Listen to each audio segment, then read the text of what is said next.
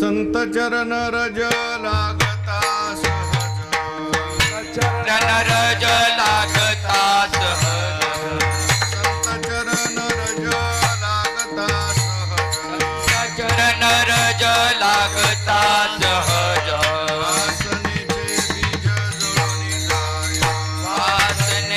बीज जळून जाय, वासनेचे बीज जळून जाय, वासनेचे बीज जळून जाय.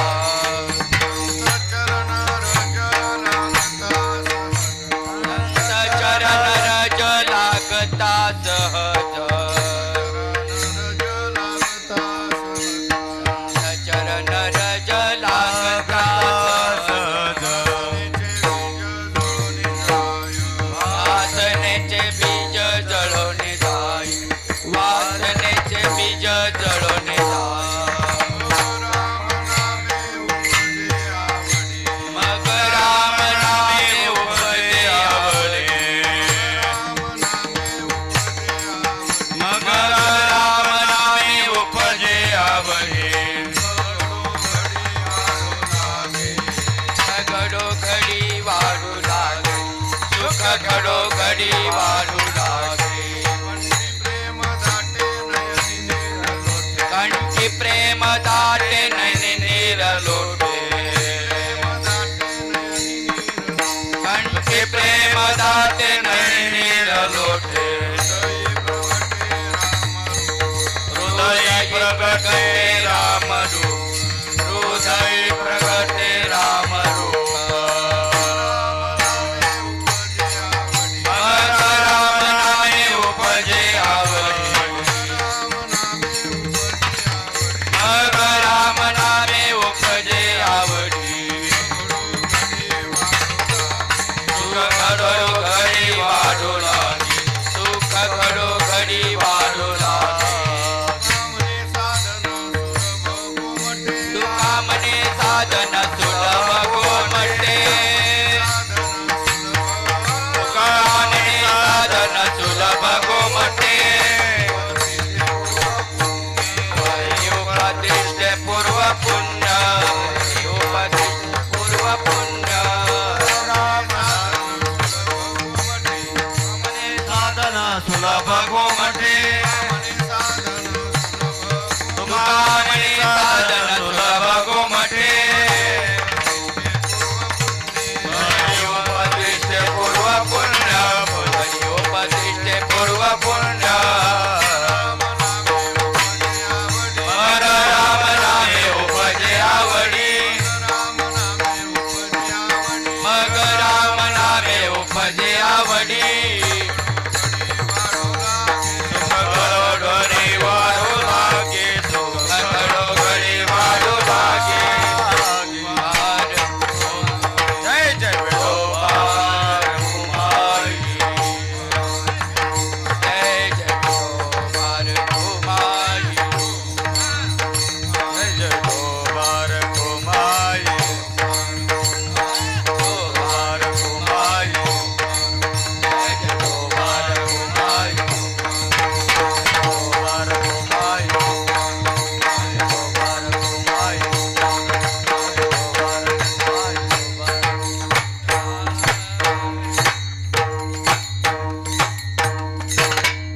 संगीत विशारद हरिभक्तीपरायण महादेव महाराज घुंगरड आणि संगीत विशारद हरिभक्तीपरायण दिनकर महाराज खामकर.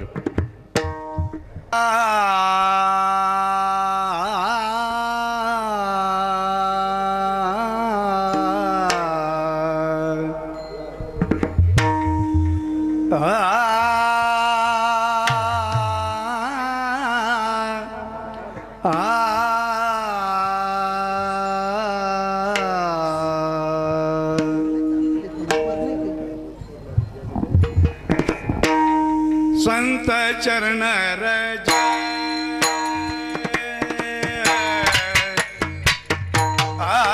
संत चरण रज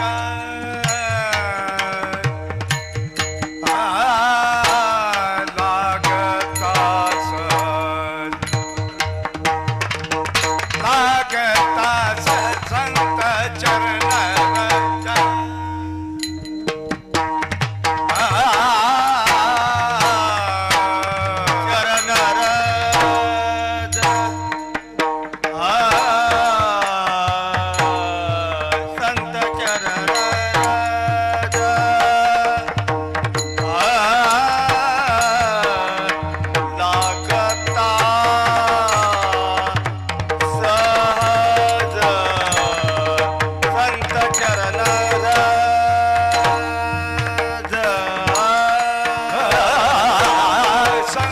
चरण रज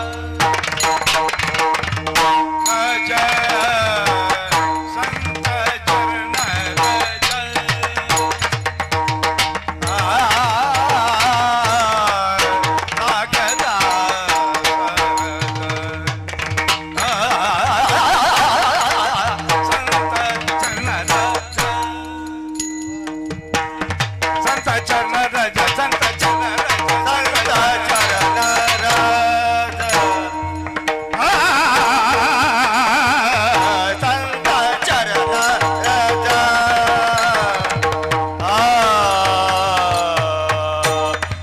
लागता सहज संत चरण रज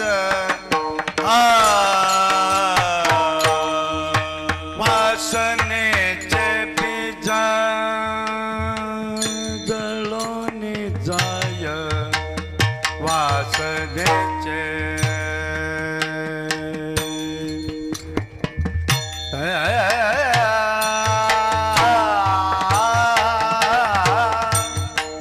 वासनेचे बीज जळोनी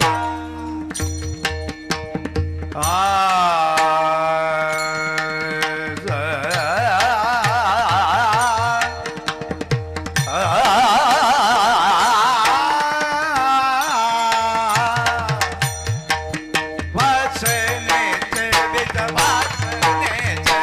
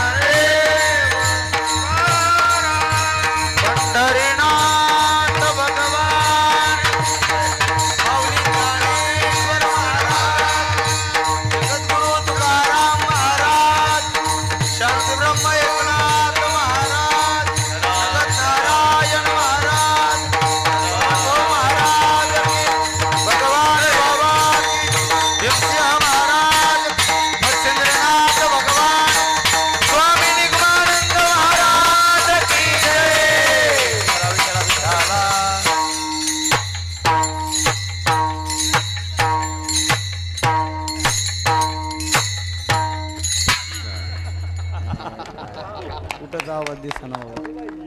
संत चरण रज लागता सहज वासनेचे बीज जळून जाय मग राम नामे उपजे आवडी सुख घडोघडी वाढो लागे कंठी प्रेम दाटे नयनी नीर लोटे हृदयी प्रगटे रामरूप मग राम नामे उपजे आवडी सुख घडोघडी वाढो लागे तुका म्हणे साधन सुलभ गोमटे परी उपतिष्ठे पूर्व पुण्ये मग राम नामे उपजे आवडी सुख घडोघडी वाढो लागे विठ्ठल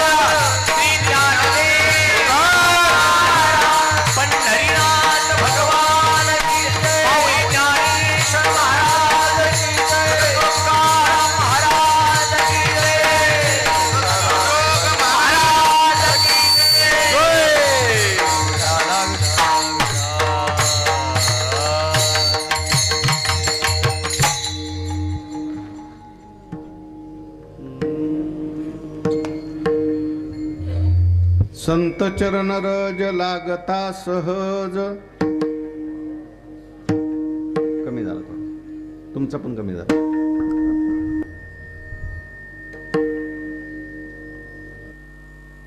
वासनेचे बीज जळून जाय मग राम नामे उपजे आवडी सुख घडोघडी वाढो लागे पांडुरंगा करू प्रथम नमन दुसरे चरणा संतांची त्यांच्या कृपादाने कथेचा विस्तारू बाबाजी सद्गुरुदास तुका नमो ज्ञानेश्वरा निवृत्ती उदारा सोपान देवा मुक्ताबाई नमो त्रिभुवन पावनी आद्यत्रय जननी देवाचे ओम नमो जी आद्या वेद प्रतिपाद्या जय जय स्वसंवेद्यात्मरूपा देवा तूची गणेशु सकलार्थमती प्रकाशो म्हणे निवृत्तीदासो अवधारे जो जी विठ्ठल विठ्ठल विठ्ठल विठ्ठल विठ्ठल विठ्ठल संत चरण रज लागता सहज वासनेचे बीज जळून जाय मग राम नामे उपजे आवडी सुख घडोघडी वाढो लागे संत श्रेष्ठ जगद्वंद्य जगद्गुरु श्री तुकाराम महाराज यांचा हा 4 चरणाचा उत्कृष्ट आणि महत्त्वाचा असा अभंग आहे. आपल्या जीवनामध्ये संत चरण रज प्राप्ती झाल्यानंतर कसा कसा बदल घडतो याचं सुंदर असं मार्गदर्शन महाराजांनी या अभंगामध्ये केलेलं आहे. विठ्ठल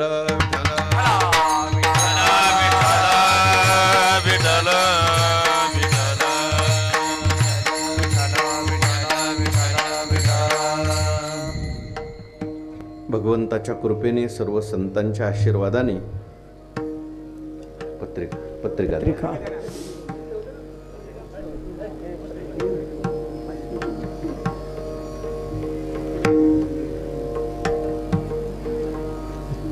मत्स्येंद्रनाथ भगवंताच्या पदस्पर्शाने पुनीत झालेली ही पावन भूमी पावन पंचक्रोशी ब्रह्मीभूत गुरुवर्य स्वामी निगमानंद महाराज यांच्या पदस्पर्शाने पुनीत झालेली ही भूमी आहे. सर्व संतांच्या आशीर्वादाने, संतांच्या कृपाशीर्वादाने, संतांच्या अनुग्रहाने समस्त गावकरी मंडळी, मौजे, नांदीवाली सर्वांच्या सहकार्याने, सर्वांच्या प्रेमाने, वैकुंठवासी हरिभक्तीपरायण धोंडीराम महाराज यांच्या प्रेरणेने ब्रह्मीभूत गुरुवर्य स्वामी निगमानंदजी महाराज यांच्या कृपाछत्राखाली हरिभक्तीपरायण गुरुवर्य महंत जनार्दन स्वामी गुरु स्वामी निगमानंदजी महाराज यांच्या अध्यक्षतेखाली महाराजांच्याच मार्गदर्शनाने आणि आपल्या सगळ्यांच्या सहकार्याने या ठिकाणी संपन्न होत असलेला आपला हा गावचा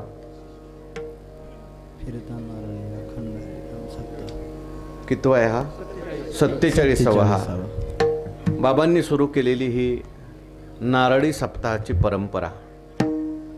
आणि या वर्षीचा हा नारळी सप्ताह आपल्या गावामध्ये म्हणजे बाबांच्या जन्मगावी या ठिकाणी भव्य आणि दिव्य प्रमाणामध्ये संपन्न होत असताना आजचा हा पहिलाच दिवस आहे.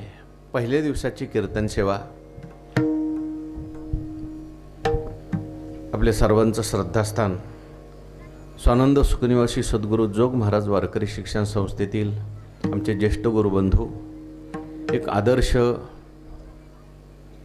विद्यार्थी, आदर्श शिष्य, ज्यांना निगमानंद बाबांचा वरदहस्त प्राप्त झाला असे असणारे आमचे जनार्दन महाराजांच्या आग्रहाने आमचे वारकरी शिक्षण संस्थेतील आमचे अध्यापक हनुमान चैतन्यजी महाराज यांच्या आग्रहाने, प्रेमाने आज माझ्याकडे ही सेवा आलेली आहे. सेवेकरता या ठिकाणी उपस्थित सर्व गुणीजन मंडळी, मृदंगाचार्य, दोन्ही मृदंगाचार्य एकदम तयार आहेत. गायक मंडळीसुद्धा एकदम ज्येष्ठ श्रेष्ठ त्यांच्या क्षेत्रातली आहेत. परिसरातील सर्व टाळकरी मंडळी, या परिसरातील सगळी महंत मंडळी आणि आमचे सगळे विद्यार्थी गुरुबंधू, पुढे बसलेले सगळे श्रोते सज्जन आणि माता भगिनी, सर्वांच्या चरणी मी वंदन करतो. आपण सर्वांनी मिळून टाळी वाजून कीर्तनात सहभागी व्हायचे. विठ्ठल विठ्ठला विठ्ठला विठ्ठला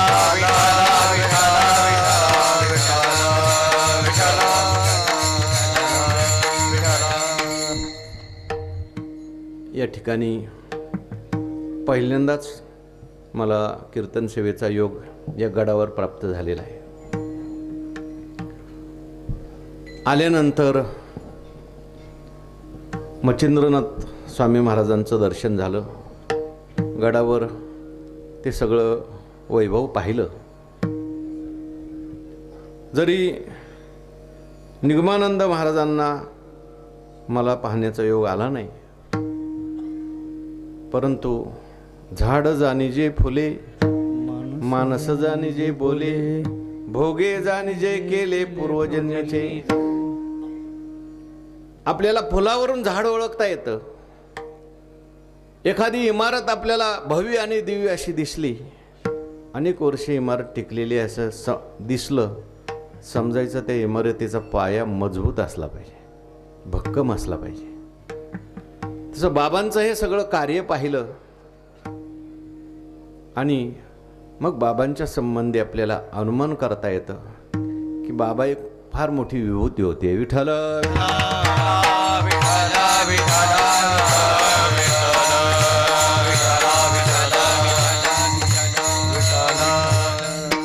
मी आमच्या हनुमान चैतन्य महाराजांना विचारलं, म्हटलं एवढ्या जुन्या काळामध्ये या ठिकाणी शाळा,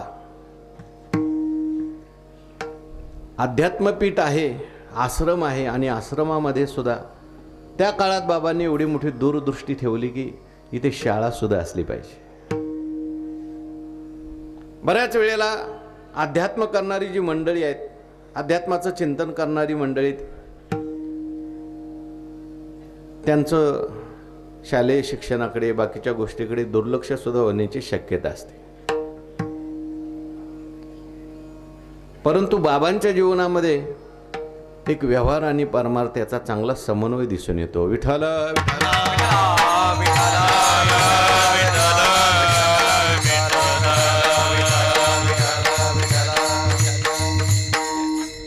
अध्यात्माबरोबरच आपली लौकिक उन्नती सुद्धा झाली पाहिजे.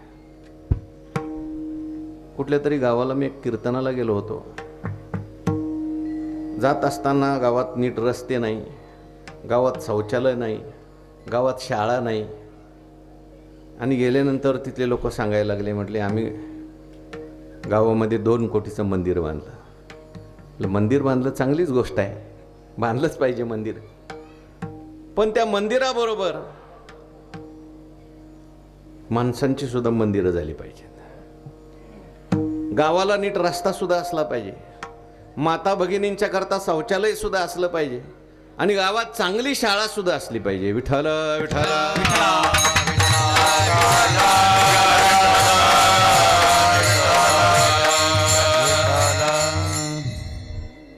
ती दूरदृष्टी बाबांच्या मध्ये दिसून आली. ऋषिकेश सारख्या ठिकाणी त्यांनी अध्ययन केलं. हे शास्त्राचं सुद्धा त्यांना शास्त्राची चांगल्या प्रकारची दृष्टी होती. आणि या ठिकाणी आल्यानंतर वैकुंठवासी परमपूज्य वामन बाबा महाराज,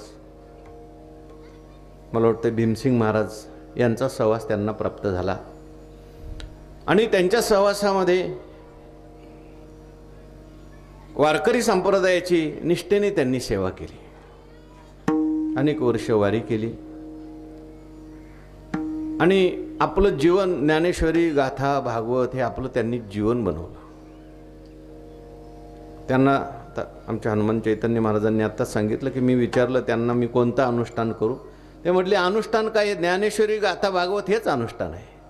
एवढी त्यांची संप्रदायाच्या ग्रंथावर संतावर निष्ठा होती. विठ्ठल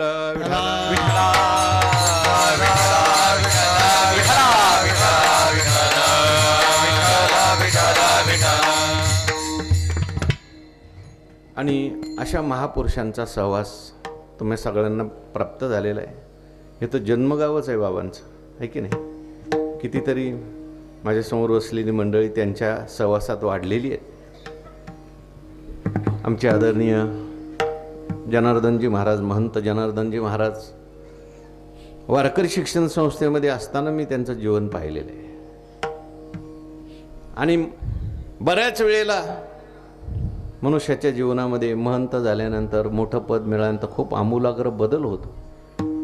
पण त्यावेळेस त्यांची जी वागण्याची धाटणी होती आजही तशीच त्यांची वागणी. तोच साधेपणा आहे, तोच भोळापणा आहे त्यांच्या जीवनात. त्यांची स्तुती म्हणून नाही, सद्गुरू जोग महाराज वारकरी शिक्षण संस्थेचे जे संस्कार आहेत, वैकुंठवासी परमपूज्य घोले बाबांची त्यांच्यावर विशेष करून छाप होती. आणि त्यांची शिस्त, त्यांचे सगळे नियम आजही ते सांभाळत आहेत. वास्तविक पाहता त्यांनी खाली बसलं पाहिजे, कारण ते आता गादीवर आहेत, महंत आहेत. परंतु संस्थेची आमच्या परंपरा अशी आहे, आजही तुम्ही कधी आमच्या मुक्ताबाईच्या फडावरती आळंदीला वारकरी शिक्षण संस्थेच्या फडावर आले, एखादा लहान मुलगा जरी कीर्तनाला उभा राहिला तरी सगळी मोठी मंडळी कीर्तनात टाळ घेऊन उभे राहतात. आमच्या वैकुंठवासी बोधे बाबा प्रॅक्टिसचं कीर्तन असतं, मला प्रत्येकाच्या कीर्तनात टाळ घेऊन उभे राहायचे. मी बाबांना एकदा सहज असं विनोदाने म्हटलं, बाबा तुम्ही खाली बसत जा. ते म्हटले टाळ घेऊन उभं राहणं सेवा नाही का? कीर्तनच सेवा आहे फक्त. कीर्तनापेक्षा मोठी सेवा टाळ घेऊन उभं राहणं. विठ्ठल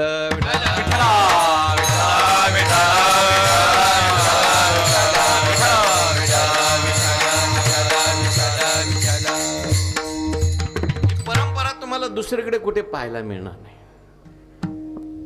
म्हणून ही आदर्श परंपरा, संस्थेतले एक एक विद्यार्थी किती मोठं काम करतील काही सांगता येत नाही. काल मी रात्री वरूरला कीर्तन केलं, त्या शेवगावजवळ.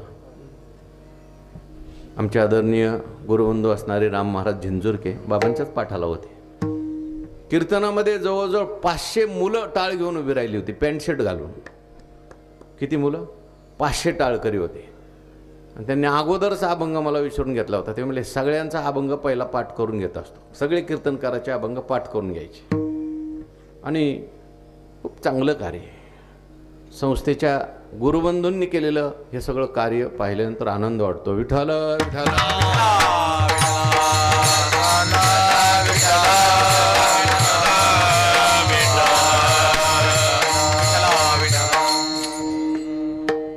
पहिलाच दिवस आहे आणि म्हणून नामपर अभंग घ्यायचा असतो. परंतु बाबांची जन्मभूमी आहे. थोडंसं बाबांचंही वर्णन आपल्या मुखातून घडावं. कारण पुण्यवंत व्हावे घेता सज्जनांची नावे, हरपले आपणपे पावे ते संता ते पाहता घेवसावे, मनोनी वानावे ऐकावे तेची सदा जे मुक्ता ते निर्धारिता, लाभे आपुलीची मुक्तता जैशी दीपे दिशे पाहता आपली वस्तू. संतांचं वर्णन घडावं म्हणून याच्यामध्ये संतांचंही वर्णन आहे आणि नामचिंतनाचंही वर्णन आहे. असा हा अभंग आहे. विठ्ठल.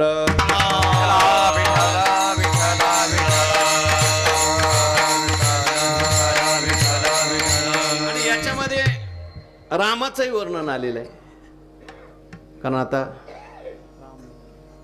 रामनवमी जवळ आलेली आहे. बहुतेक हे सगळे सप्ते जे आहेत ते रामनवमी करतायत. या अभंगामध्ये तुकाराम महाराजांनी आपल्या जीवनात रामाला कसं प्रगट करायचं आहे हे सांगितलंय. ऐका, माझ्याकडे लक्ष द्या. प्रत्येकाच्या हृदयामध्ये राम आहेच, आहे का नाही? आहे. तैसा हृदयामध्ये मी रामू असता सर्व सुखाचा सर्व घटे राम, सर्व घटे राम, देहा देही एक, सर्व घटे राम, सर्व घटी राम, सर्व घटी राम, देहा देही एक, सर्व घटी राम.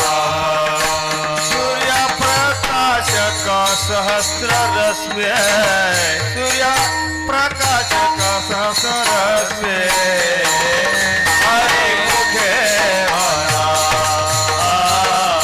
हरि मुखे म्हणा, हरि मुखे म्हणा, हरि मुखे म्हणा.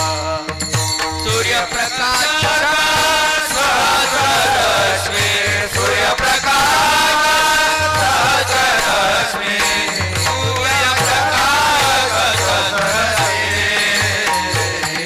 हरिमुखे म्हणा, हरिमुखे म्हणा, हरिमुखे म्हणा, हरिमुखे म्हणा. सर्व गती राम देहा देही, गती राम देहा देही,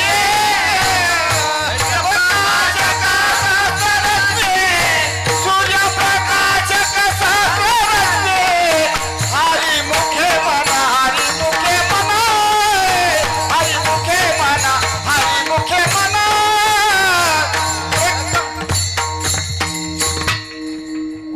दुसरी सिंगल म्हणायची. सर्वा घटी राम देहा देही एक, एरवी सर्वांच्या हृदय देशी, मी अमुका आहे आईशी, बुद्धी स्फुरे अहर्निशी ते वस्तुगामी. राम नाही असं कोणीच नाही बरं का. रावणाच्या सुद्धा हृदयात कोण बसलाय? रामच बसलेला आहे. राम आहेच. राम म्हणजे सुख, राम म्हणजे आनंद. मग आपल्याला आनंद का मिळत नाही? आपल्या सगळ्यांच्या हृदयात राम बसलाय, मग आनंद का मिळत नाही? आहे पण तो प्रगट झालेला नाही, किंवा आहे पण आपल्याला माहिती नाही. आहे पण तो आवृत्त झालेला आहे. कोणामुळे? रावणामुळे. विठ्ठल.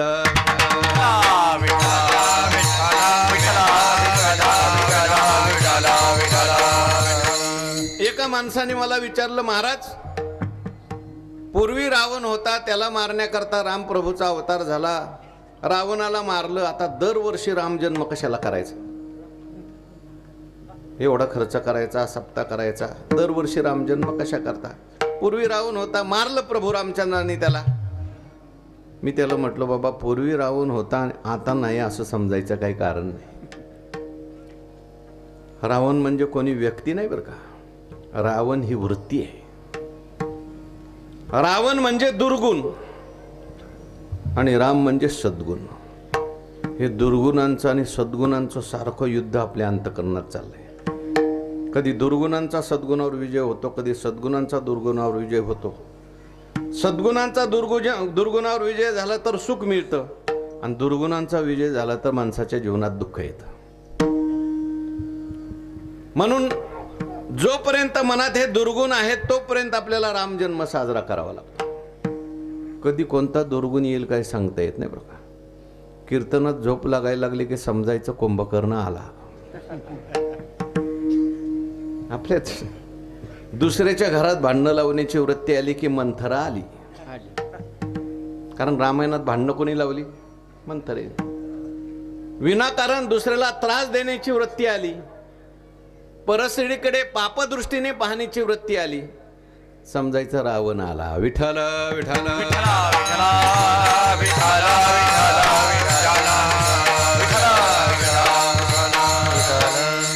आणि म्हणून या दुर्गुणांना घालवण्याकरता दरवर्षी आपण रामजन्म साजरा. हे दुर्गुण कधी येतील काही सांगता येत नाही. मी एक दृष्टांत वाचला होता. उत्तरेकडे एक रामायणाचे चिंतनकार होऊन गेले, त्यांचं नाव पंडित राम किंकरजी. त्यांचा एक दृष्टांत वाचला. ते म्हटले, मी एका गावामध्ये प्रवचनाला गेलो. उत्तरेत दसऱ्याला रावण जाळण्याची पद्धत आहे. उत्तर प्रदेशामध्ये दसऱ्याला काय जाळतात? रावण तयार करतात. मोठा मोठा असा गवताचा रावण तयार करतात आणि त्याला ते जाळतात. आपण टी व्हीमध्ये पाहतो, दसऱ्याच्या वेळेस जाळतात. ते म्हटले, मी प्रवचनाला गेलो, कार्यकर्ते आले आणि म्हणायला लागले, महाराज काल आम्ही रावण जाळला. आणि बरं का महाराज, एवढ्या पंचकृषीमध्ये जेवढा मोठा रावण नव्हता तेवढा आमचा रावण मोठा होता. मग ते म्हटले, तुम्ही रावण जाळला पण बाहेरचा जाळला, पहिला हा स्पर्धारूपी आत रावण बसलाय तो जाळा म्हणे. म्हणजे परमार्थात सुद्धा आता स्पर्धा सुरू झालेली.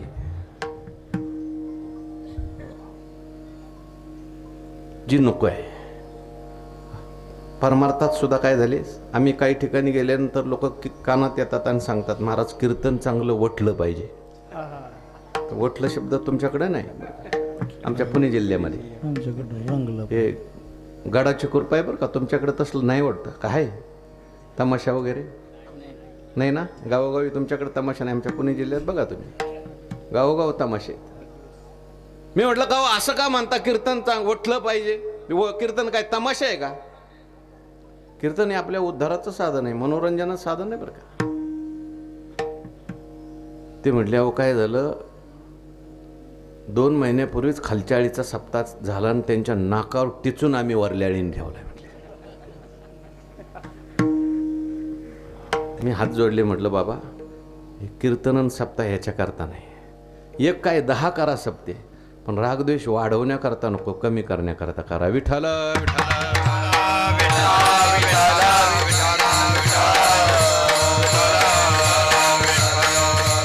काय चाललंय समाजामध्ये? वर्षश्राद्धाला कीर्तनकार आणतात तो, त्याने हा आणला ना त्याच्या नाकावर टिचून दुसरा आणायचा. त्याने 20,000चा आणला, मी 40,000चा आणला. अरे कीर्तन बसून ऐक, नामस्मरण कर, चिंतन कर. त्या जे गेलेले लोक आहेत ज्यांच्या वर्षश्राद्धाच्या निमित्ताने आपण कार्यक्रम करतोय ते काय म्हणत असतील? म्हणून लक्षात ठेवा, परमार्थात आपण जर चाकुरी सोडून परमार्थ करायला लागलो ना, पैसे देऊन नरकाला जाण्याची व्यवस्था आहे. विठ्ठल विठ्ठल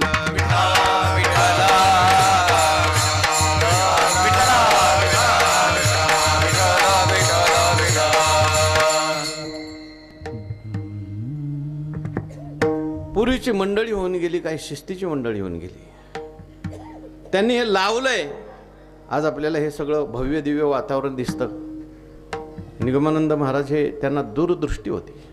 अगदी बंकट स्वामी महाराजांच्या पासूनची परंपरा त्यांनी सगळी मंडळी सांभाळली, गुणीजन मंडळी सुद्धा सांभाळली. मी सकाळी ज्यांच्या घरी जेवायला गेलो होतो त्या वरूरला, ते विशारद गायक आहेत, माझ्याबरोबर भागवताला असतात, अण्णा महाराजांच्या. ते म्हटले, आता बघा तिथे बसले बसले त्यांनी सांगितलं, ते म्हणले मला असा महात्मा मी अजून कधी पाहिलाच नाही म्हटले, अगदी शांती ब्रह्म म्हटले.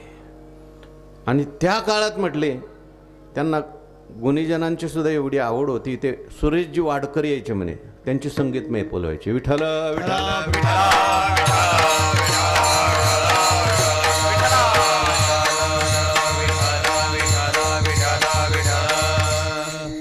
रामाला आपल्याला प्रगट करायचंय. राम म्हणता रामची होई जे, राम रामाची होई दे, राम म्हणता रामची होई जे, राम म्हणता रामाची होई दे, बैसोनी पदवी घ्यायचे, परी बैसोनी पदवी बैसोनी पदवी घ्यायचे, परी बैसोनी पदवी ऐसे सुख वचनी आहे, ऐसे सुख वचनी आहे.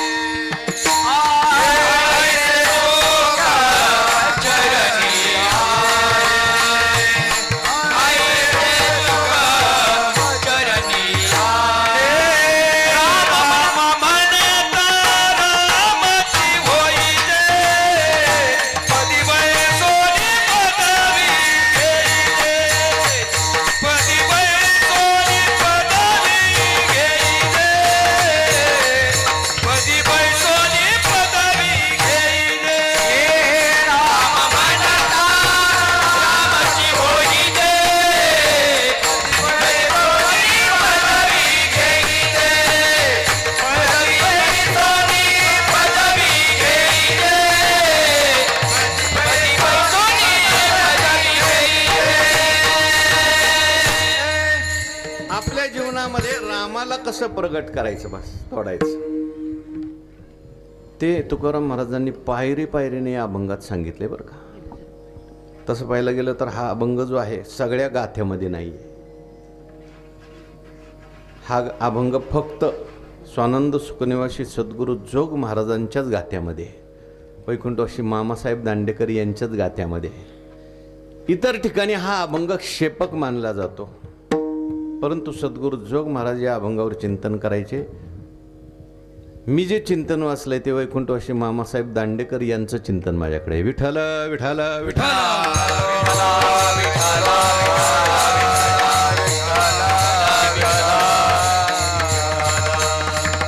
संत चरण रज लागल्यानंतर आपल्या जीवनात कसा कसा बदल घडतो, संतांचं चरण रज खूप महत्वाचं आहे.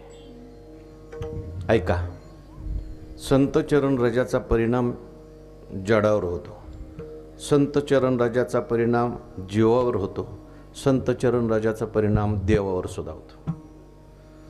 जड वस्तूला जर संतांचं चरण रज लागलं तर त्याच्यात सुद्धा बदल घडतो. आपल्याला सगळ्यांना तुकाराम महाराजांचं चरित्र माहिती आहे. तुकाराम महाराज जेव्हा डोंगरावर जायचे, सकाळी सकाळी उठायचे आणि भजन करायला डोंगरावर निघून जायचे. दुपारी 12 वाजता त्यांच्या धर्मपत्नी भाकरी घेऊन जायच्या. पण बऱ्याच वेळेला असं व्हायचं, एका डोंगरावर जायचं तिथं महाराज नसायचे, खाली यायचं दुसऱ्या डोंगरावर जायचं तिथं नसायचे, तिसऱ्या डोंगरावर महाराज सापडायचे. एके दिवशी जिजाबाईंनी महाराजांना हात जोडले आणि सांगितलं, महाराज तुम्ही डोंगरावर जाता भजन करता, मी किती वेळा सांगितलं तुम्ही ऐकत नाही. ठीक आहे जात जा, पण जाताना कमीत कमी मला सांगून जायचं, नाही तर मला फेरा होतो, मला कष्ट होतात. महाराज म्हटले, आवले मी कोणत्या डोंगरावर गेलो हे ओळखायचं कसं, त्याची खून तुला सांगतो. देहूच्या बाहेर निघलं 3 रस्ते फुटतात, त्या तिन्ही रस्त्याला कान लावायचे. ज्या रस्त्यातून विठ्ठल विठ्ठल ध्वनी आला समजायचं मी त्या रस्त्याने गेलो. विठ्ठल विठ्ठल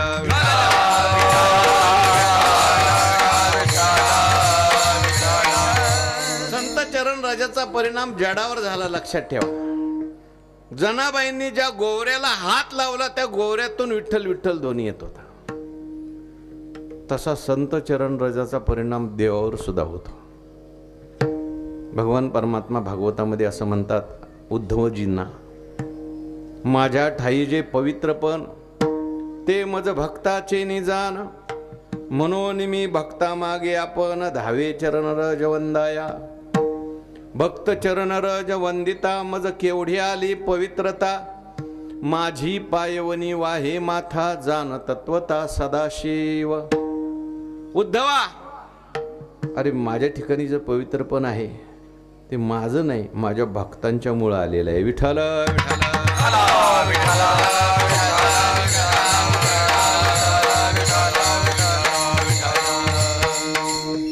निरपेक्षम मुनिम शांतम निर्वैरम समदर्शनम अनुव्रजाम्यहम नित्यम पोयेत अंग्रिरेणुभिः. त्याच्यावर श्रीधराचार्यांनी फार गोड टीका लिहिली. म्हटले भगवान परमात्मा म्हणतात मला पवित्र व्हायचंय, देवाच्या ठिकाणी कोणती अपवित्रता आली. तिथे मला वाटतं श्रीधराचार्यांनी असं लिहिलंय की सगळे भक्त भगवान परमात्म्याला माझा आहे असं म्हणतात, पण भगवान परमात्म्याकडून मात्र तारतम्य येतं असं काहीतरी लिहिलंय त्यांनी. आणि तीच अपवित्रता म्हणून भगवान परमात्मा परत संतांच्या चरणराजाची इच्छा करतात. म्हणून संत चरणराजाचा परिणाम जो आहे तो देवावर सुद्धा होतो, तसा संत चरणराजाचा परिणाम जीवावर सुद्धा होतो. कसा होतो? अभंगाचं पहिलं. संत चरण रज लागता सहज, संत चरण रज लागता सहज, संत चरण रज लागता सहज, संत चरण रज लागता सहज, संत चरण रज लागता सहज, संत चरण रज लागता सहज, संत चरण रज लागता सहज, संत चरण रज लागता सहज. वासनेचे बीज जळोनी जाये, वासनेचे बीज जळोनी जाये, जळोनी जाये. मग राम नामे उपदे आवडे, मग राम नामे उपदे आवडे. वासनेचे बीज जळोनी जाय, वासनेचे बीज जळोनी जाय, जळोनी जाय. मग राम नामे उपदे आवडे, मग राम नामे उपदे आवडे.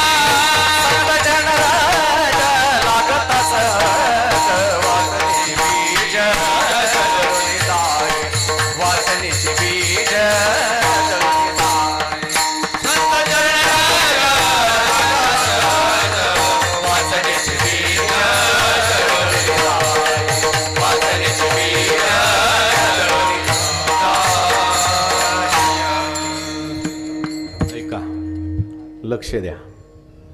संत चरण रज लागल्यानंतर आपल्या जीवनात कसा बदल घडतो महाराज पहिल्या चरणात सांगतात. संत चरण रज लागता सहज, वासनेचे बीज जळोनी जाय. संतांचं चरण रज आपल्याला सहज जरी लागलं तरी आपल्या जीवनातली वासना आहे त्या वासनेचं बीज आणि वासना सगळं जळून जातं. एवढं संत चरण राजाचं महत्व आहे. आता हे संत चरण रज म्हणजे काय?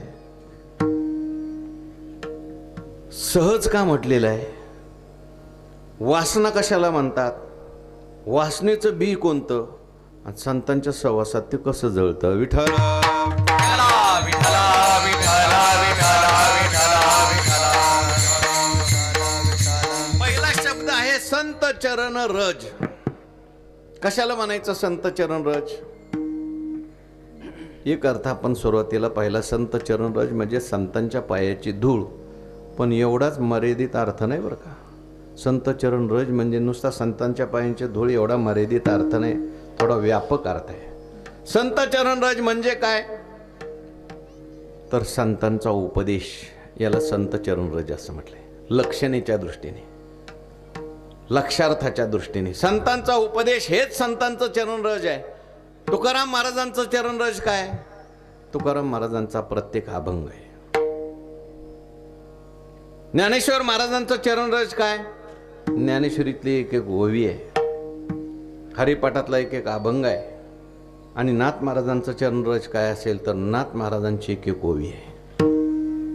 त्यांचं चरणरज आपल्याला सहज जरी लागलं तरी आपल्या जीवनात बदल घडू शकतो. विठ्ठल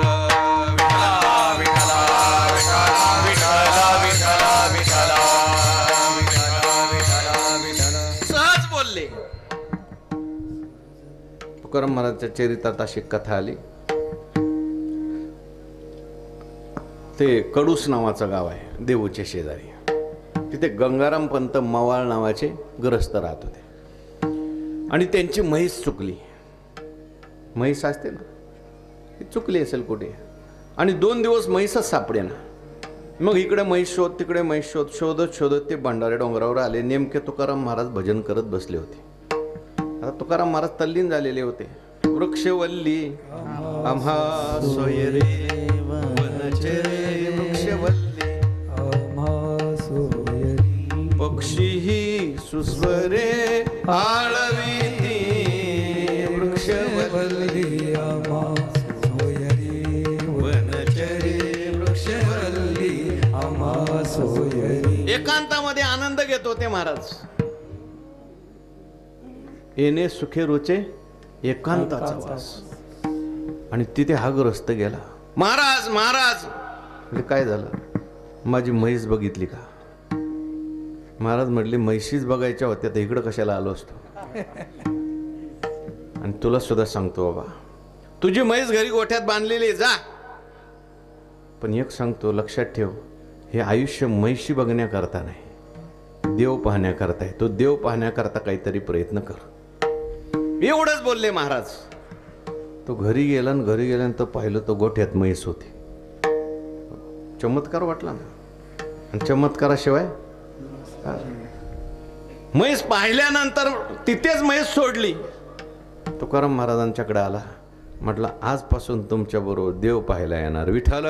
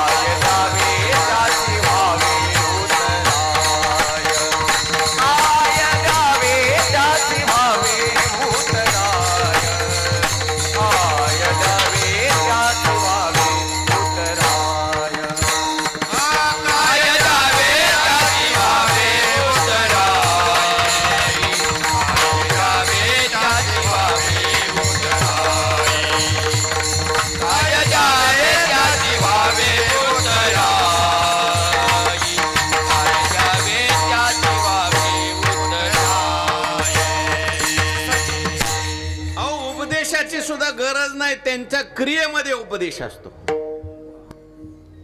जयाचे लिले माझी नीती जियाली असे. त्यांच्या प्रत्येक क्रिया सुद्धा उपदेश असतो. म्हणून संत जर बोलत नसतील ना तरी त्यांच्या सहवासात राहावं. आमचे गुरुवरी म्हणत असतात, संत भांडत असतील तरी त्यांच्या सहवासात राहावं. तुम्ही म्हणाल संत भांडतात का? कधी कधी भांडावं लागतं प्रसंग विशेष. भांडत असतील तरी त्यांच्या सहवासात राहावं. का? कसं भांडायचं कळतं. विठ्ठल विठ्ठल विठ्ठल.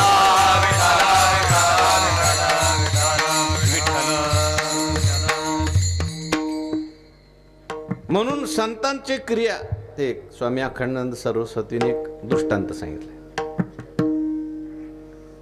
एक मनुष्य होता आणि तो एका साधूच्या भेटीला जायला निघाला. जाता जाता रस्त्यामध्ये घर लागलं. त्या घरामध्ये घराच्या बाहेर एक असा पिंजरा अडकवलेला होता आणि पिंजऱ्यात एक पोपट होता. तो पोपट बोलायला लागला, बाबा तू दादा तुम्ही कुठं चालले? म्हटले मी एका साधूच्या भेटीला चाललोय. कशा करता? म्हटले माझे काही प्रश्न विचारायचे आहेत म्हणून चाललोय. मग माझा एक प्रश्न त्यांना विचारताल का? म्हणजे कोणता? त्यांना विचारून या मी या पिंजऱ्यातून कधी सुटणार आहे म्हटले. विचारतो म्हटले. माझा प्रश्न विचारायचा आहे, तुझा विचारायला जातो. म्हणून गेला तो बाबा. गेल्यानंतर साधूला नमस्कार केला. महाराज मला काही माझे पारमार्थिक प्रश्न विचारायचे, पण येत असताना एका पोपटाने प्रश्न विचारला, मी पिंजऱ्यातून कधी सुटणार आहे? महाराजांनी तो प्रश्न ऐकल्याबरोबर महाराजांचे डोळे झाकले गेले. महाराज थोडेसे मागे पडले. पडल्यानंतर ह्याला असं वाटलं आज आपण प्रश्न विचारायला आलो. महाराजांची तब्येत बिघडली. महाराजांना उचललं, उठून बसवलं, पाणी वगैरे आणून दिले. म्हटले महाराज तुमची आज काय तब्येत बरोबर नाही, माझा प्रश्न विचारायचा आहे, तो उद्या विचारतो. गेला घरी. घरी जात असताना पोपट म्हटलं काय झालं माझ्या उत्तराचं प्रश्नाचं? म्हटले बाबा आज महाराजांची तब्येत बरोबर नव्हती, उद्या मी परत जाणार आहे तेव्हा तुझा पहिला प्रश्न विचारेल. बरं बरं ठीक आहे. दुसऱ्या दिवशी गेला. महाराजांना विचारलं माझा प्रश्न विचारायचा, पण अगोदर पोपटाने विचारले मी या पिंजऱ्यातून कधी सुटणार आहे. महाराजांनी डोळे झाकले. महाराज परत पहिल्यासारखे पडले. तो म्हटलं काल तब्येत बरोबर नव्हती ना आज काय झालं परत? ज्या अर्थी हा प्रश्न विचारला का महाराजांची तब्येत बिघडते त्या अर्थी या प्रश्नात काहीतरी गडबड आहे. महाराजांना परत उठवलं, पाणी पाजलं, सांगितलं महाराज मी उद्या येतो, मी उद्या माझा प्रश्न विचारतो. आणि त्याने मनात निश्चय केला आता या पोपटाचा प्रश्न विचारायचा. जाताना रस्त्यामध्ये परत पोपट भेटला. काय झालं माझ्या प्रश्नाचं? ए बाबा तुझा प्रश्न विचारू नको. का बरं? अरे तुझा प्रश्न विचारला का महाराजांची तब्येत बिघडते. बिघडते म्हणजे काय होतंय नेमकं? म्हटलं महाराज डोळे बंद करतात, हातपाय ढिले करतात आणि पडतात. तर पोपट म्हटला मग महाराजांनी माझ्या प्रश्नाचं उत्तर दिलं की हो? दिलं. मला तर काहीच कळलं नाही. तुम्हाला नाही कळलं पण मला कळलं. म्हटलं काय कळलं? म्हटलं तुम्ही जरा बाहेर उभे राहा बाजूला. आणि पोपटाने काय केलं जसं महाराज करतात तसं केलं. म्हणजे डोळे बंद केले, हातपाय ढिले केले आणि पिंजऱ्यातल्या पिंजऱ्यात पोपट पडला. मालक आला आणि त्याला असं वाटलं पोपट आहे का नाही. आता मेलेल्याला कोण ठेवलं पिंजऱ्यात? हे पिंजऱ्यात अडकले ना पोपट, सगळे वळवळ करतात म्हणून आहेत. विशेष करून रिटायर पोपटांच्या करता उपदेश आहे बरं का.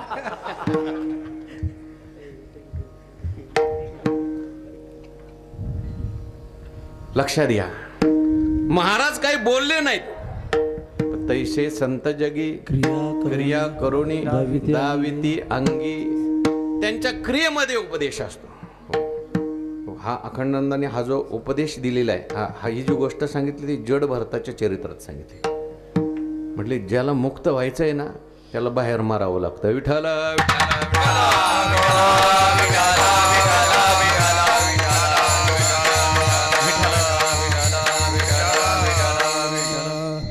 जेवढे तुम्ही गुण दाखवणार तेवढे तुम्ही बद्ध होणार व्यवहारामध्ये कधी कधी. म्हणजे पुढची अवस्था आहे. आता हे सगळ्यांनाच हे लागू आहे असं नाही. मुक्त झाल्यानंतर सुद्धा एखादा गुण दाखवू शकतो.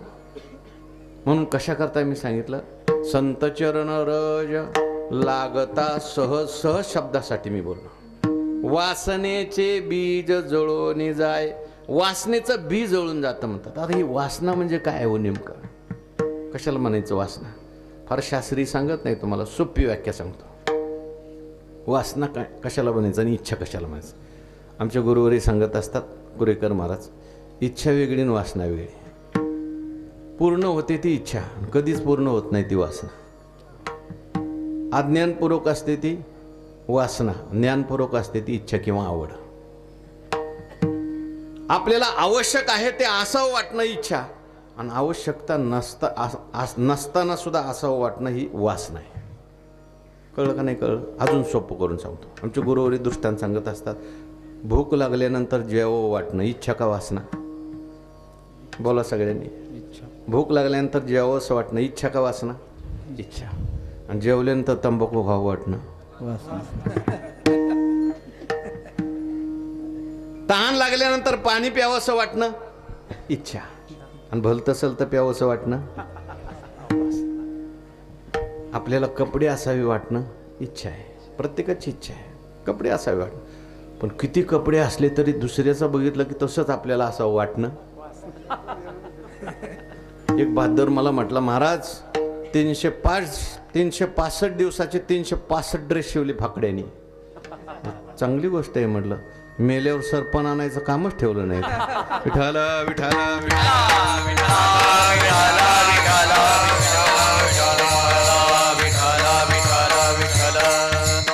त्या ठिकाणी माणसाच्या जीवनात जे दुःख आलेलं आहे ते इच्छेमुळे का वासनेमुळे? तैशी तृष्णा वाढलिया मग मेरो हे हाता आलिया, मेरो हे हाता आलिया तरी म्हणे एखाद्या दारू नाही ओळगो. ही वासना जीवाला दुःख देते.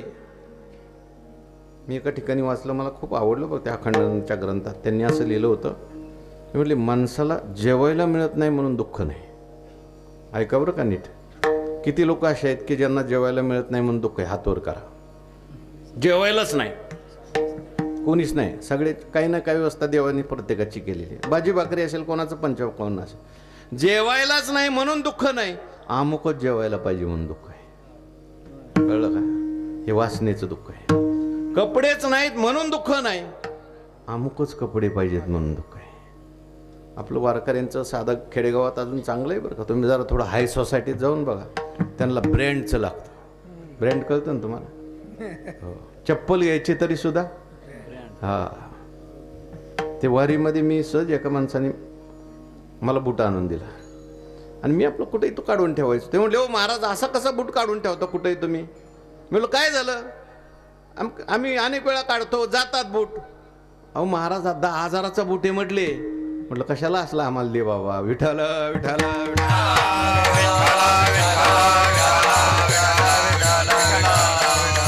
मी ब्रँड शिवाय घेत नाही. तो स्केचर्सचा बूट आहे म्हटलं. आपल्याला अजून माहिती नाही, चांगलं आहे ते. कशा करता मी सांगतोय, वासना जीवाला दुःख देते.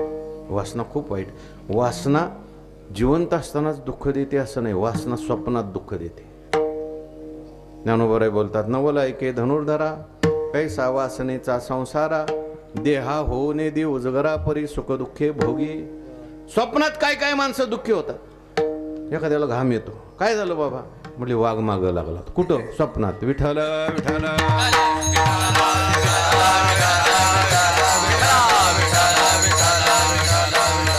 वासना माणसाला जन्म घ्यायला लावते. जन्म घेणे लागे वासनेच्या संगे. जन्म घेणे लागे वासनेच्या संगे. जन्म घेणे लागे वासनेच्या संगे. जन्म घेणे लागे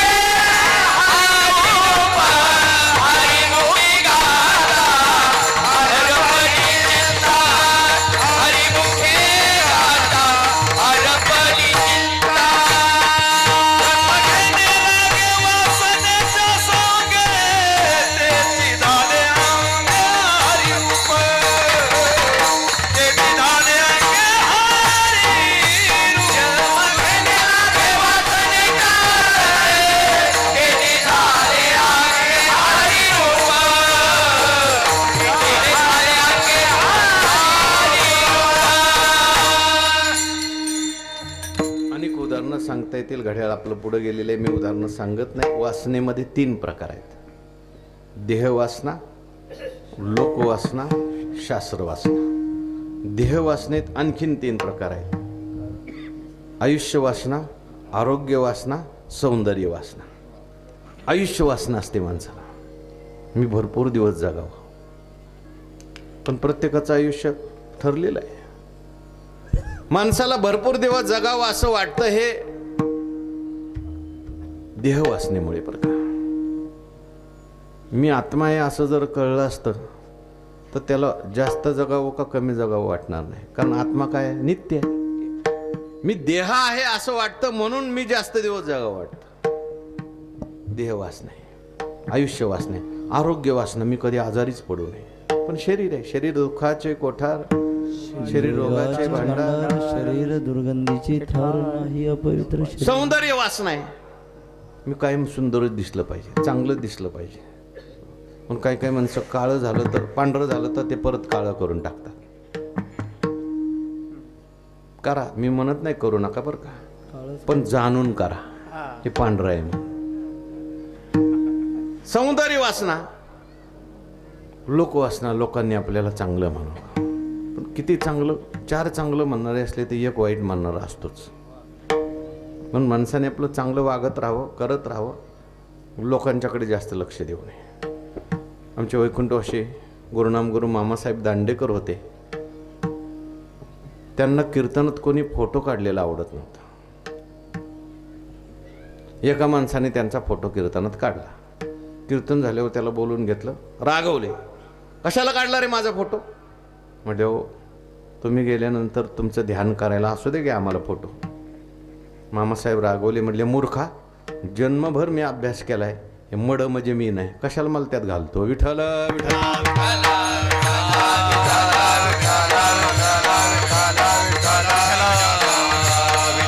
जन्मभर अभ्यास केलाय, मी आत्मा आहे, मी देह नाही, आणि परत मला त्याच्यात कशाला घालतोस तू? म्हणजे त्यांना लोकवासना नाही, देहवासना नाही, शास्त्रवासना नाही. संतांच्या सहवासात गेलं की वासना जातात असं नाही, वासनेचं बीज जातं. काही कधी कधी वासना गेल्यासारख्या वाटतात, परंतु बीज शिल्लक असतं. एखादा मुलगा लहानपणी म्हणतो आपल्याला विवेकानंद व्हायचंय, आपल्याला लग्न करायचं नाही, असं करायचंय, तसं करायचं, याव करायचंय. आणि 16, 17, 18 सुरू झालं की म्हणतो बघा ना लवकर. म्हणजे लहानपणी वासना नव्हती पण बीज शिल्लक होतं. एखाद्या माणसाला झोप लागली, झोपेत वासना आहे का? झोपेत एखादा मनुष्य झोपला असेल, ज्ञानोबराय म्हणतात, निद्रिताच्या उशासी सर्पतस्तैसी उर्वशी तैसी स्वरूपस्थासी देही द्वंद्वे. स्वरूपस्थ पुरुषाला देहाची द्वंद्व कशी असतात हे सांगताना ज्ञानोबराय म्हणतात, झोपला ना मनुष्य, इकडे उर्वशी असू दे आणि इकडं साप असू दे, काही त्याला वाटत नाही, कारण वासना नाही त्याला. पण वासना नसली तरी वासनेचं बीज आहे. जागं झालं की सगळं येतंय परत. विठ्ठल विठ्ठल.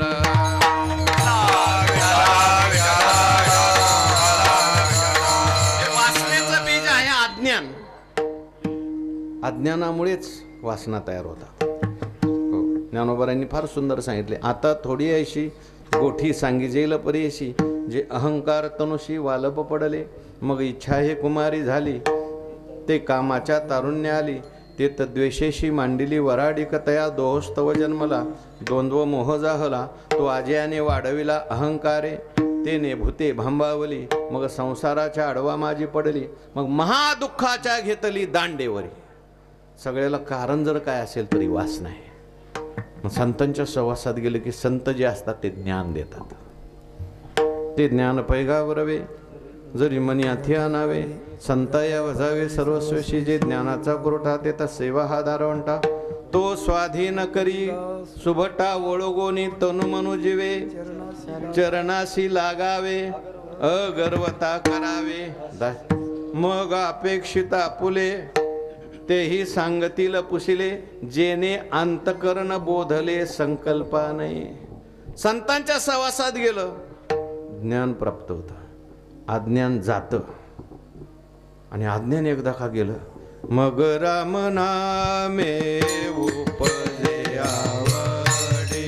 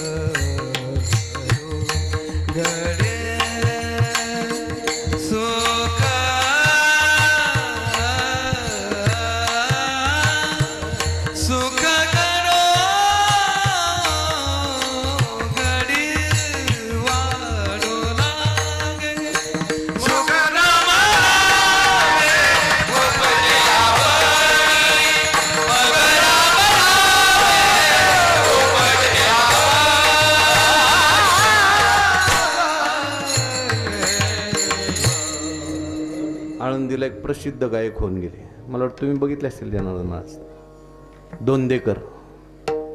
त्यांचे शिष्य आहेत ते दोघं. हा, शिष्य आहेत ते दोघं दोंदेकर जण त्यांचे. त्यांची चाले बरं काही. ते माऊलीच्या मंदिरामध्ये एक भजन करायचे, जे जे ज्ञानेश्वर माऊली असं म्हणतात. ते भजन करायला लागल्यानंतर त्यांच्या सगळ्यांच्या डोळ्यात पाणी यायचं. वा. त्यांचा एवढा अधिकार होता. एकदा पुण्यामध्ये बालगंधर्वला भीमसेन जोशींचं गायन होतं आणि गायनाकरता भीमसेन जोशींनी त्यांना बोलवलं. हे आळंदीत राहायचे, आपला पायजामा घालायचे, साधे कपडे घालायचे, पिशवी घेऊन गेले. बालगंधर्व मंदिरात कोणीच त्यांना येऊ दे ना आतमध्ये. एवढा साधा मनुष्य, लोक कपड्यावर जातात ना. ते त्या दरवाज्यावर उभे राहिले, म्हणजे त्या भीमेला सांगा दोंदेकर आलाय म्हणून. ते स्टेजवर भीमसेन जोशी बसले होते, त्यांनी यांचा आवाज ऐकला, ते स्वतः धावत आले, म्हटले गुरुजीला आत सोडा. विठ्ठल विठ्ठल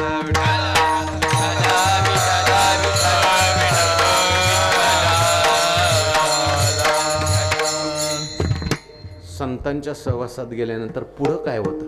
मग राम नामे उपजे आवडी. मग आपल्या जीवनामध्ये राम नामाची आवड निर्माण होते. जोपर्यंत वासना आहेत ना, तोपर्यंत वासनेचा परमार्थ असतो. आणि संतांच्या सहवासात गेलं की वासनेचा परमार्थ संपतो आणि आवडीचा परमार्थ सुरू होतो. लक्षात ठेवा, आपला परमार्थ हा वासनेचा नको, मला हे पाहिजे, मला ते पाहिजे, मला ह्याच्यासाठी परमार्थ. सुरुवातीला ठीक आहे, पण आपला परमार्थ आवडीसाठी पाहिजे. कशासाठी वारी करता? आनंदासाठी. कशासाठी भजन करता? आनंदा करता. विठ्ठल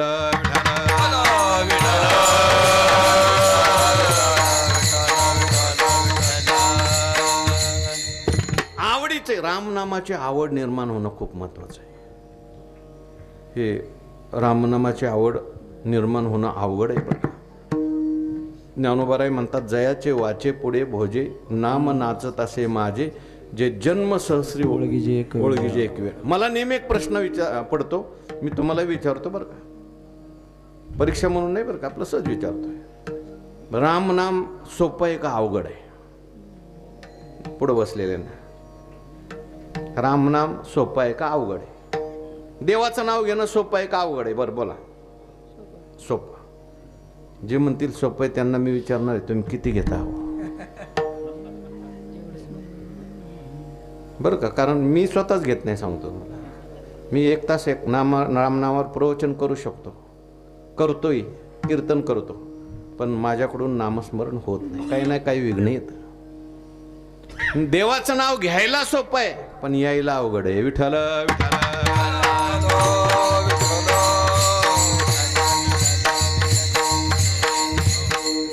राम नाम येण्याकरता फार पुण्य पाहिजे. जन्मोजन्मांतरी असेल पुण्य सामोग्री, तरीच नाम ज्योती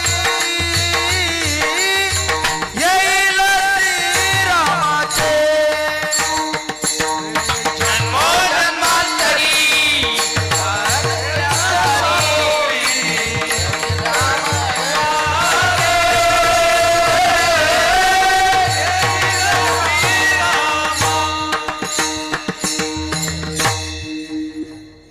नाम सोपं नाही बरं का. नाम खूप श्रेष्ठ आहे, परंतु नामाचं महात्म्य आपल्याला कळत नाही, मूल्य आपल्याला कळत नाही. त्या तुलसी रामायणामध्ये सुरुवातीला नाम रामायण आलंय.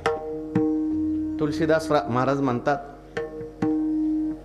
नाम म्हणजे रत्नासारखं आहे, पण रत्न कळण्याकरता मनुष्य रत्न पारखी लागतो. आपण सगळी गाजर पारखी माणसं आहे, रत्न पारखी नाही. रत्न पारखी कोण म्हटले? पहिले रत्न पारखी गणपती बाप्पा. म्हणून गणपती बाप्पा सतत रामनाम घेतात, म्हणून त्यांचा पहिला पूजेचा मान आहे. तुलसीदास महाराजांचे दोहे आहेत, चौपाई आहेत. महिमा जासु जान गण राव, प्रथम पूजियत नाम प्रभाव, मंगल भवन अमंगल हारे, द्रव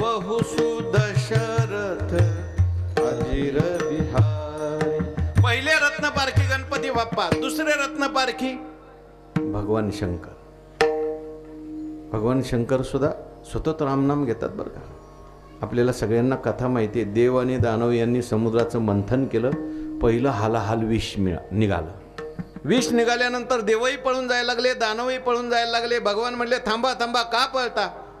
म्हटले देवा तुम्ही म्हटले होते अमृत निघणार आहे म्हणून आम्ही मंथन करायला आलो, हे भलतंच निघालं. भगवान म्हटले ज्याला अमृत पाहिजे ना पहिलं त्याला विष सहन करावं लागतं. सुखाचं अमृत पाहिजे का पहिलं दुःखरूपी विष सहन करावं लागतं. पळू नका, हे विष घ्या आणि भगवान शंकरांकडे जा. ते विषाचा कलश घेतला आणि भगवान शंकराकडे गेले कैलास पर्वतावरती. लांबूनच पार्वती मातेने पाहिलं. धावत पळत पार्वती माता भगवान शंकराकडे गेले. म्हटले देवा अमृत मंथन झालं वाटतं, आपला वाटा घरपोच आला वाटतं घरी. भगवान शंकर हसले. म्हटले अगं पार्वती खरंच जर अमृत निघालं असतं ना तर यांना आपली आठवण झाली नसती. हे विष निघाले म्हणून आपल्याकडे आले, पण काय हरकत नाही आपण विष घेऊ. भगवान शंकरांनी विष घेतलं असं म्हणतात, पण ते विष जे होतं ते हालाल विष होतं. दाह व्हायला लागला सगळा.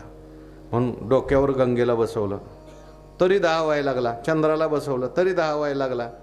गळ्यामध्ये साप बांधले तरी दाह व्हायला लागला. शेवटचा उपाय भजन करी महादेव, भजन करी महादेव, भजन करी महादेव, भजन करी महादेव. श्रीराम जय राम जय राम, श्रीराम जय राम जय राम, श्रीराम जय राम जय राम, श्रीराम जय राम जय राम, श्रीराम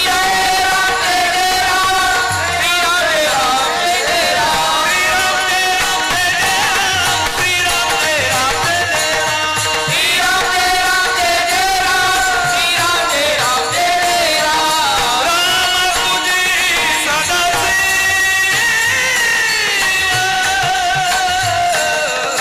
भजन करी महादेव, भजन करी महादेव, भजन करी महादेव. तिसरे रत्न पारखी हनुमंतराय.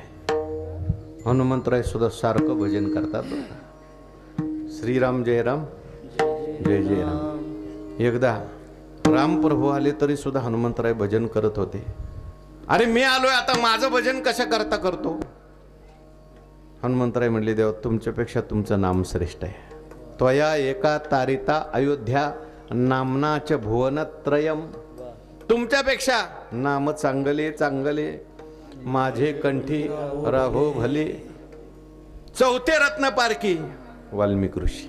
अशी कितीतरी रत्न पारखी आहेत बरं का देवाचं नामस्मरण.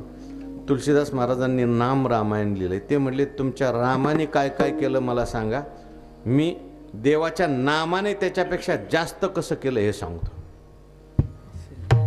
काय काय केलं रामाने त्यांनीच सांगितलं. राम एक तापसती तारी, नाम कोटी खलु कुमती सुधारी. ना रामाने फक्त एका अहिल्याचा उद्धार केला, पण आमच्या नामाने तुमच्या आमच्या कोट्यवधी बुद्धिरूपी जड झालेल्या अहिल्या त्यांचा उद्धार केलाय. रामप्रभूंनी एकच रावण मारला, पण नामे ही तारिले कोट्यानु हे कोटी. नामेची वैकुंठी बैसविले. वालकोळी महाचारी, वालकोळी महाचारी, नामे तारिला निर्धारी, नामे तारिला निर्धारी. अरे घेता नाम, घेता नाम, घेता नाम, घेता नाम विठोबा. पर्वत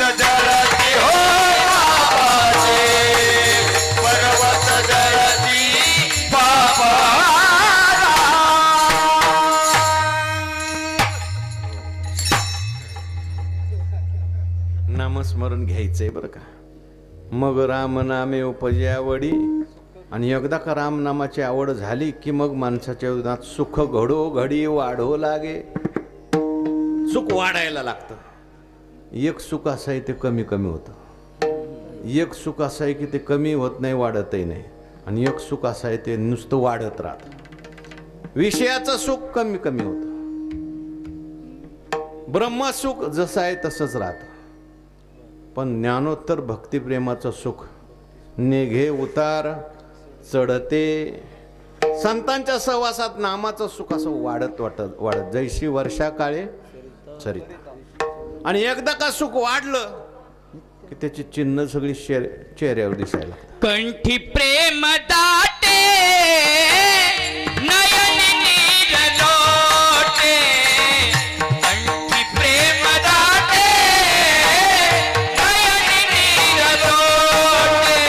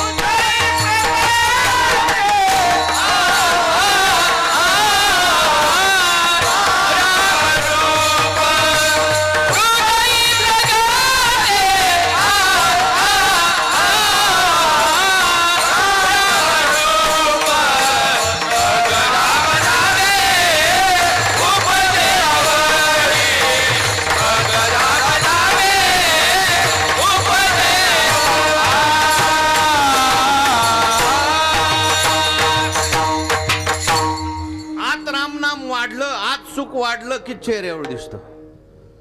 आत काय काय चाललंय चेहऱ्यावर दिसतं बरं का. कोण कोण कीर्तन ऐकते ते चेहऱ्यावरून कळतं. कोणाकोणाला कीर्तन आवडतं हे सुद्धा चेहऱ्यावरून कळतं.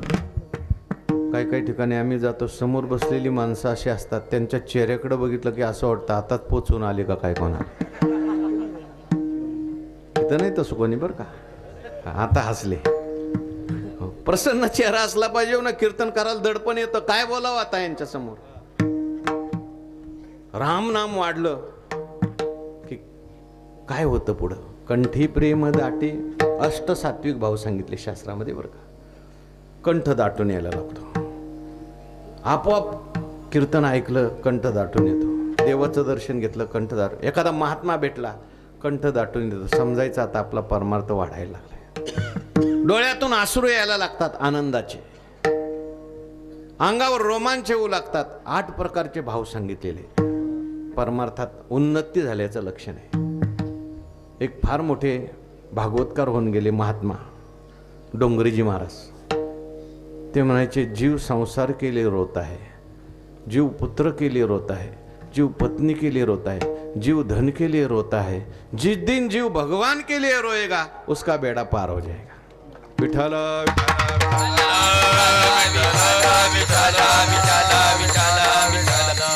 तुका म्हणे साधन सुलभ गोमटे परिपतिष्ठे पूर्व पुण्य.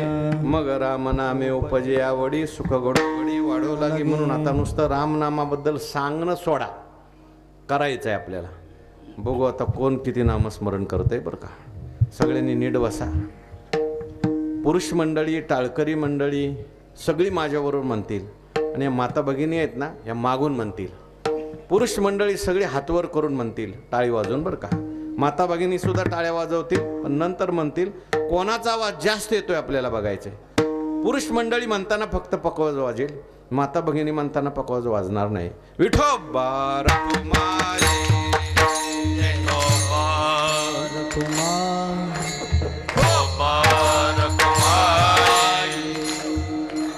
आवाज हो.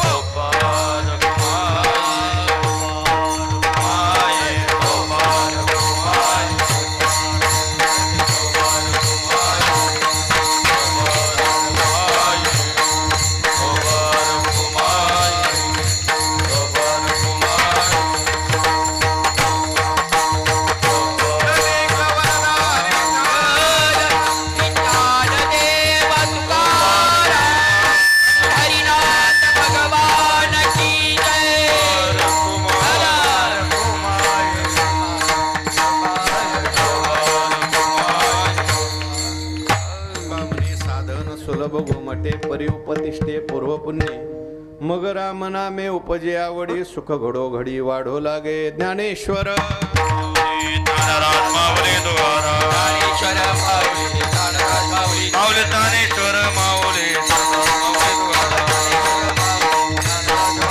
ज्ञानेश्वर माऊली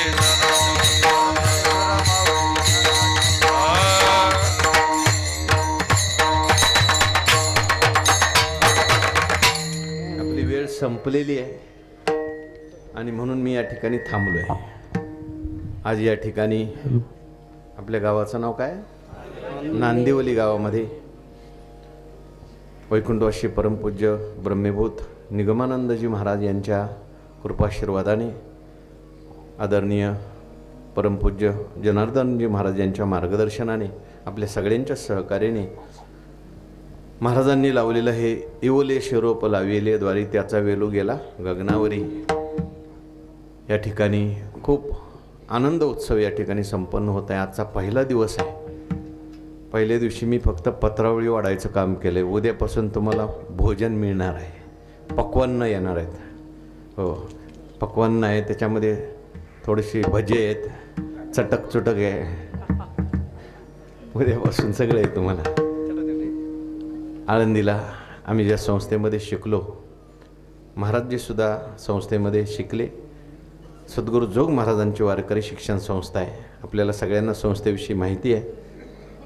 महाराजांनी 108 वर्षापूर्वी संस्था काढली. संस्थेतून जवळजवळ 5,000च्या वर कीर्तनकार तयार झाले. विद्यार्थ्याला फी नाही आणि शिक्षकांना पगार नाही. याच तत्वावर संस्था कार्य करते. पंढरपूरला सुद्धा संस्थेची शाखा आहे, जिथे 7वी ते 10वीतली मुलं शिक्षण घेतात. तिथे विद्यार्थ्याला फी नाही. दिवसभर मुलं शाळेत जातात, संध्याकाळी त्यांना शिक्षण दिलं जातं, पारमार्थिक शिक्षण. तेव्हा अशी संस्था आहे. आपण नेहमी या संस्थेवर प्रेम केलं पाहिजे. जेव्हा जेव्हा संस्था आपल्याला हाक मारील महाराजांच्या माध्यमातून, आपण त्या ठिकाणी कोणतंही काम करण्याकरता, सेवा करण्याकरता उभं राहिलं पाहिजे, हे आपल्याला विनंती करतो. माझी सेवा संपवतो. चाल म्हणायची असली म्हणा. या हरिभक्तीपरायण गणेश महाराज नावडे आणि अर्जुन गिरे. उठू नका. Hello hello hello hello base base कमी करा त्याचा. हॅलो, कुणीही उठू नका. आणि गावातले स्वयंसेवक मंडपाच्या बाहेर उभा राहतील. लोकांना थांबवा. पुढची मंडळी उठू नका. गावातले तरुण मंडळ. तुका म्हणे साधन सुलभ गोम